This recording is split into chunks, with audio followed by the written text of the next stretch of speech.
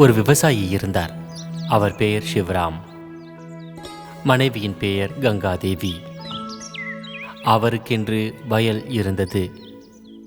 ஆனால் வயலில் வேலை பார்ப்பதற்கு அவரை தவிர வேறு ஆள் இல்லை.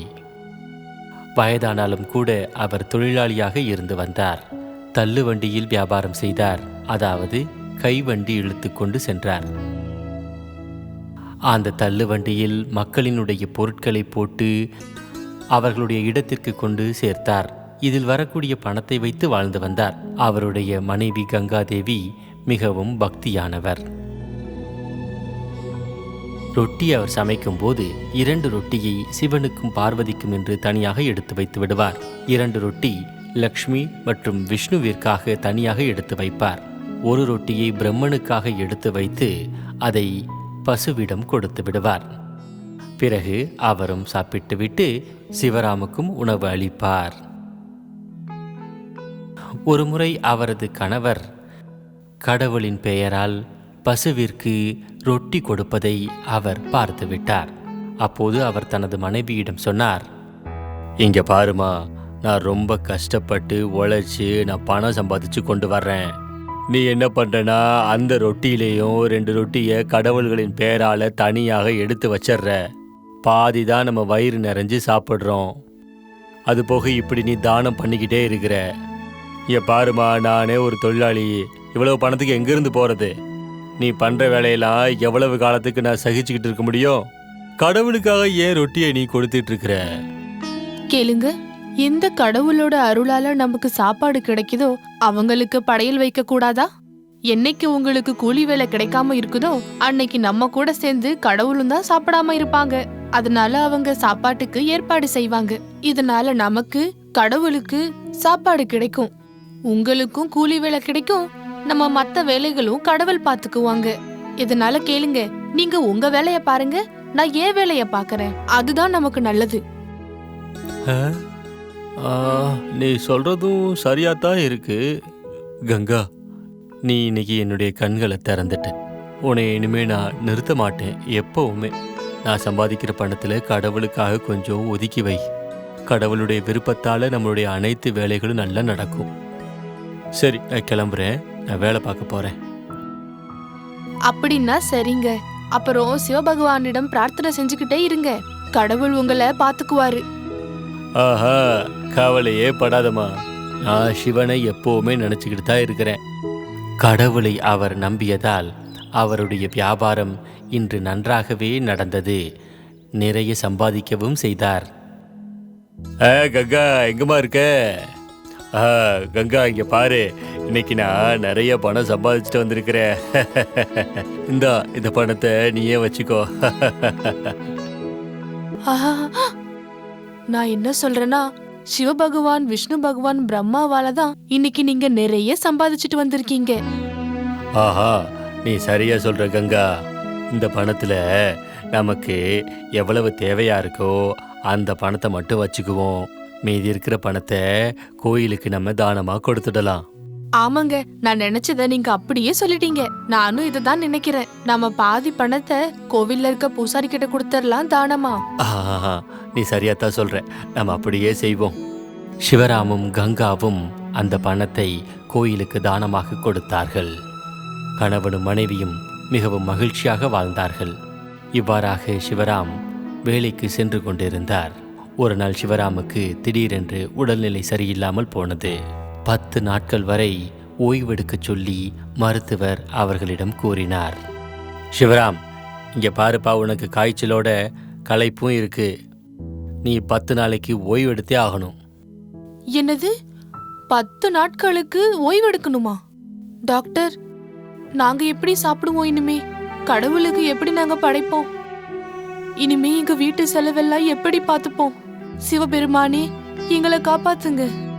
சிவராம் மற்றும் கங்காதேவியின் துக்கத்தை பார்த்தவுடன் கடவுளர்கள் சிவன், விஷ்ணு மற்றும் பிரம்மா அவர்கள் தங்களுக்குள் பேசிக்கொண்டனர். அவர்கள் சொன்னார்கள், கேளுங்கள் விஷ்ணு, ஹரி மற்றும் பிரம்மதேவரே, நம்முடைய பக்தர்கள் சிவராமும் கங்காவும் மிகவும் துன்பத்தில் இருக்கிறார்கள். நாம் அவர்களை பாதுகாக்க வேண்டும். மகாதேவ், இப்போது நாம் என்ன செய்ய வேண்டும்? நான் மனிதராக உருவெடுத்து சிவராமின் வயலில் வேலை பார்ப்பேன். விஷ்ணுதேவ், நீங்கள் இந்திரனுக்கு உத்தரவிட்டு வயல்களுக்கு நல்ல மழையை பொழிய வையுங்கள். பிரம்மதேவரை அன்னபூர்ண தேவியிடம் வயலில் நல்ல விளைச்சலை கொடுக்கும்படி சொல்லுங்கள். இதனால் சிவராமின் வயலில் நல்ல விளைச்சல் கிடைக்கும். இவ்வாறாக 3 கடவுள்களும் தங்களுடைய அதிசயத்தை காண்பித்தார்கள். வறண்ட நிலத்தில் இப்போது பயிர் விளைந்தது. சிவராமிற்கு உடல்நிலை மோசமானதால் கங்கா மிகவும் துக்கமடைந்து சிவபெருமானை பிரார்த்தித்து கொண்டே இருந்தார். சிவராமின் காலடியில் அவர் தூங்கிவிட்டார். அப்போது சிவபெருமான் அவரது கனவில் வந்தார். அவர் சொன்னார், தேவி, கண்களை திறங்கள். உங்களுடைய நிலத்தை போய் சற்று பாருங்கள். பயிர் நல்ல விளைச்சலால் சிறப்பாக விளைந்திருக்கிறது. உங்களுடைய கணவர் இனி வேலை பார்க்க வேண்டாம். மேலும் உடனடியாக உங்களுக்கு குழந்தை பாக்கியம் உண்டாகும். இவ்வாறு சொல்லிவிட்டு சிவபெருமான் மறைந்து விட்டார். கங்காதேவி உடனடியாக விழித்து கொண்டார். அங்கே யாரும் இல்லை என்பதை உணர்ந்து கொண்டார். அவர் தனது கணவனிடம் சொன்னார்,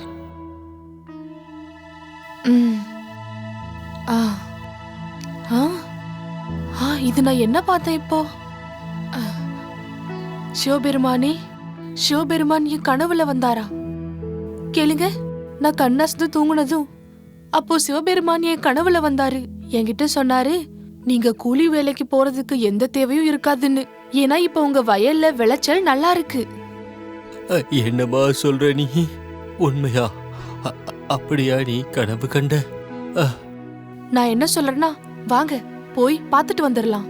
நன்றி சிவபெருமானே, நன்றி. இந்த ஏழையின் கஷ்டத்தை நீங்க புரிஞ்சுக்கிட்டீங்க.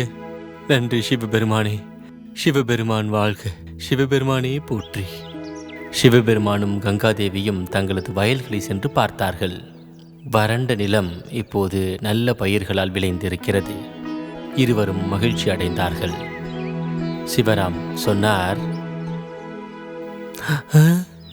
அட அருமை.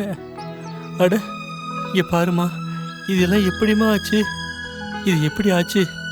இந்த அற்புதம் எப்படி நடந்தது? பாத்தீங்களா, இது அந்த கடவுளோட மகிமைதான். அவங்களுக்கு தான் நாம படையல் வச்சோம். அவங்க பேர்ல படையல் வச்சதாலதான் இப்படி நடந்திருக்கு. இப்ப பாத்தீங்களா நான் ஏன் படையல் வச்சேன்னு? நான் அவங்க மேல நம்பிக்கை வச்சதாலதான் அவர் நமக்கு இப்படி பலன் கொடுத்திருக்காரு. வாழ்க சிவபெருமான், வாழ்க வாழ்க. வாமா, சரி கோயிலுக்கு போலாம். கோயிலுக்கு போய் கடவுளுக்கு பிரார்த்தனை செய்வோம். வாமா.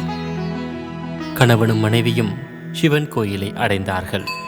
இருவரும் கைகளை கூப்பி சிவபெருமானை வழிபட்டார்கள். இங்கே சிவபெருமான் தனது அற்புதத்தை நிகழ்த்தி காட்டினார். அங்கே இருந்த பூசாரி கையில் ஒரு பச்சிளம் குழந்தையை வைத்துக்கொண்டு சொன்னார், சிவா சிவா சிவா சிவா சிவா, எந்த அம்மா இந்த குழந்தைய இந்த கோயிலை விட்டு போனாங்கன்னு தெரியலையே. யாருக்காவது குழந்தை இல்லைன்னா அவங்களுக்கு இந்த குழந்தையை நான் கொடுத்துடுறேன். சிவராமும் கங்காதேவியும் யோசித்தார்கள். ஏங்க கேளுங்க, நாம ஏன் இந்த குழந்தைய தத்தெடுத்துக்க கூடாது? நமக்கு தான் குழந்தைகளே இல்லையே. சிவபெருமானோட அருளால தான் இப்படி நடக்குதோ என்னமோ. நீ சரியாதம்மா சொல்லியிருக்க. போலாம், பூசாரி கிட்ட போய் நம்ம கேட்போம். பூசாரி ஐயா, இந்த குழந்தைய எங்க கிட்ட கொடுத்துருங்க. நாங்களே இந்த குழந்தைய நல்லா பாத்துக்கிறோம். எங்களுக்கு குழந்தைகளே இல்ல. நாங்க இந்த குழந்தைய ரொம்ப நல்லா பாத்துப்போம். நம்புங்க. ஆமா, ஆமாங்க ஐயா. ஆமா பூசாரி ஐயா, இந்த குழந்தைய எங்களுக்கு கொடுத்துடுங்க. எங்க வயசான காலத்துல எங்களுக்கு துணைன்னு யாருமே இல்ல. கருணை காட்டுங்களே, எங்களுக்கு கருணை காட்டுங்கள். சரி சரி, நானே உங்களுக்கு தர்றேன்.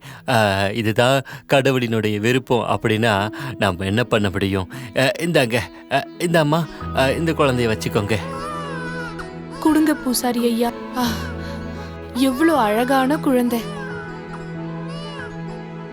உங்களுக்கு ரொம்ப நன்றி பூசாரி ஐயா. உங்களுக்கு ரொம்ப நன்றி.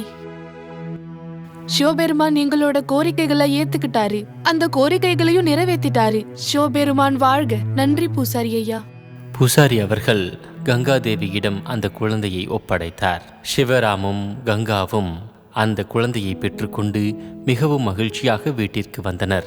இவ்வாறாக இந்த தம்பதியினர் சிவபெருமான், விஷ்ணு மற்றும் பிரம்மதேவனை நோக்கி பிரார்த்திக்கத் தொடங்கினார்கள். மிகவும் சிறப்பான சந்தோஷ வாழ்க்கையை வாழத் தொடங்கினார்கள். இந்த கதையில் இருந்து நமக்கு கிடைக்கக்கூடிய நீதி என்பது, பகவானை மிகவும் நம்புபவர்கள் அவர்களுக்கு கடவுள் நல்ல வழியை காண்பிப்பார். சிவபக்தி என்பது மனிதர்களுக்கு சக்தியை அளிக்கின்றது. சங்கடம் மற்றும் துக்கத்திலிருந்து நமக்கு விடுதலை அளிக்கிறது.